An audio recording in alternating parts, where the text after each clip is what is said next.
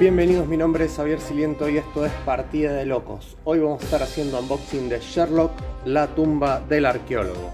Es un juego de 1 a 8 jugadores con una duración de 40 a 60 minutos a partir de los 10 años.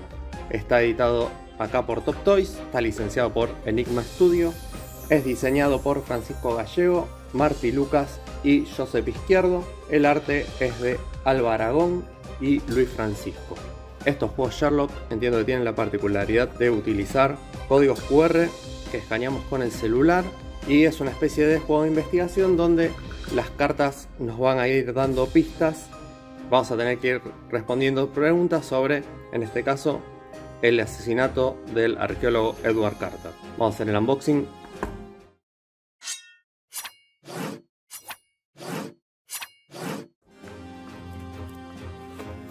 Muy bien, es un formato similar de cajas a los que nos acostumbra Top Toys, solo que esta vez en un tamaño más chico, pero se arman de la misma manera. Tenemos el manual de reglas, a colores, y tenemos las cartas que son las distintas pistas para tratar de responder el asesinato de Edward. Vamos a abrir las cartas, vamos a tratar de no spoilear nada.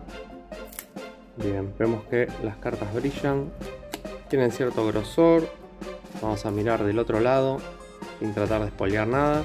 Carta inicial, vemos que están todas numeradas y hay un QR ahí en el final. Dice: para preparar la partida, lee el siguiente código QR o el texto introductorio de las reglas. Separa la carta inicial, numerada 1, colócala sobre la mesa y mezcla el resto sin mirarlas. Reparte 3 cartas a cada jugador, 2 en el caso de 6 o más jugadores. Para el juego solitario, ver instrucciones. Deja el resto de las cartas en un mazo boca abajo en el centro de la mesa.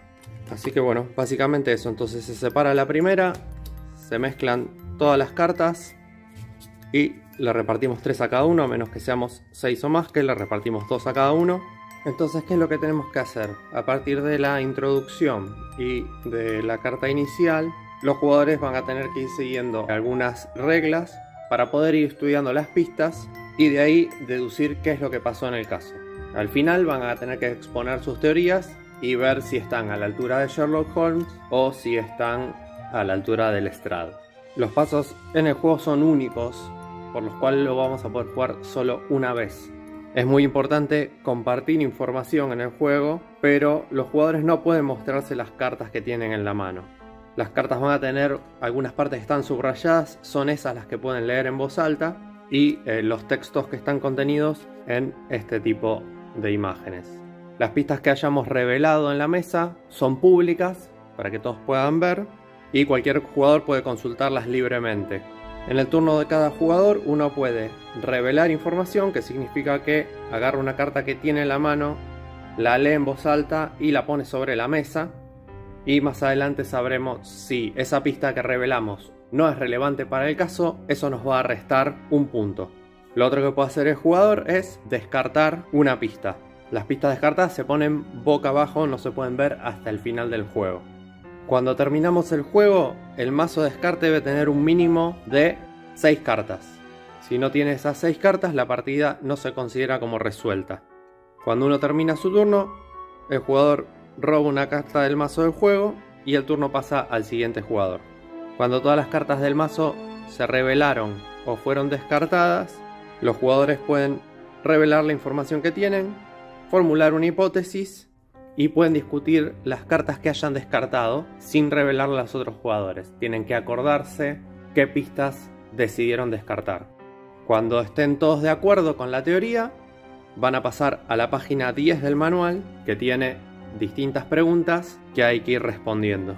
Este es el primer juego de investigación que jugamos y nos resultó bastante interesante la forma en la que hay que evaluar las pistas para descartarlas o utilizarlas.